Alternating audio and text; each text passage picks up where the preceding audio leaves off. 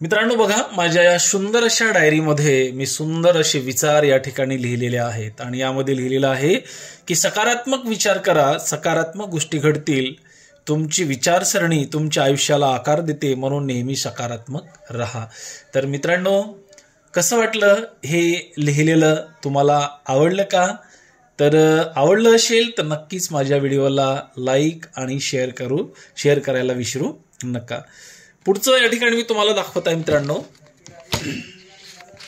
मी लिहिलेलं आहे पुढचं की तुमचा विश्वास हीच तुमची सर्वात मोठी ताकद आहे. तुम्ही स्वतःवर विश्वास ठेवल्यास या जगात कोणतीही गोष्ट अशक्य नाही. तर अशा पद्धतीनं या ठिकाणी छान मी माझ्या डायरीमध्ये सुंदर असे विचार या ठिकाणी लिहिलेले आहेत. तर मित्रांनो, नक्कीच तुम्हाला हे आवडलं असेल. आणि अजून मित्रांनो, या ठिकाणी हे लिहिलेलं आहे कशिश, जे प्रसिद्ध असं गाणं तुम्हाला या ठिकाणी जे मिलियनवर गेलेलं आहे ते गाणं.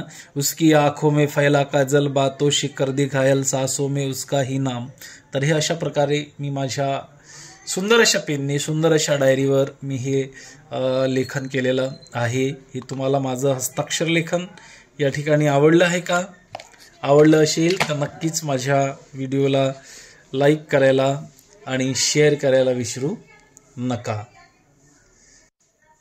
मित्रांनो, हे रमजान ईदचं लिहिलेलं होतं. रमजान ईद निमित्ताने आपणास व आपल्या परिवारास ईद मुबारक असं लिहिलेलं होतं मी. त्यानंतर मित्रांनो, छान असं सुंदर असं मी लिहिलेलं आहे बघा की पेनातल्या साईचा रंग कुठलाही असला तरी साईने लिहिलेल्या शब्दांचा भाव मात्र सारखाच असतो. किती सुंदर या ठिकाणी बघा हे लिहिलेलं आहे.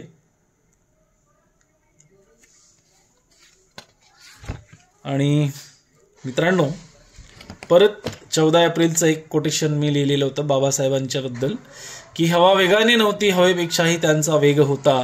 अन्यायाविरुद्ध लढण्याच्या त्यांच्या इरादा एक होता. असा भीमाबाईचा लेख लाखात नव्हे तर जगात एक होता. 14 एप्रिल 2025 डॉक्टर बाबासाहेब आंबेडकर जयंतीच्या आपणास व आपल्या संपूर्ण परिवारास असंख्य हार्दिक शुभेच्छा असं मी माझ्या सुंदरशा पेनाने हे लिहिलेलं होतं. आणि परत पुढचं दाखवतो तुम्हाला मी. प्रेम फुकट आहे म्हणून कोणावरही करायचं नाही, एकावरच करायचं, पण जीवापाड करायचं. तुम्हाला नक्कीच हे आवडलं असेल.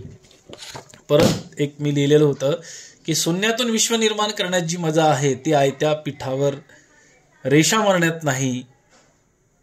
हे देखील तुम्हाला आवडलं असेल. मित्रांनो, अजून एक लिहिलेलं आहे की लहानपणी रिकाम्या जागा भरा हा प्रश्न खूपच सोपा वाटायचा. मोठेपणी हा प्रश्न खूपच अवघड होत जातो, कारण आयुष्यातल्या काही रिकामा झालेल्या जागा रिकाम्याच राहतात, त्या पुन्हा भरता येत नाही. तर सुंदर असं या ठिकाणी मी हे जे लिखाण आहे तर ते केलेलं आहे. तुम्हाला मी लिहिलेलं जे आहे ते तुम्हाला नक्कीच आवडलं असेल मित्रांनो.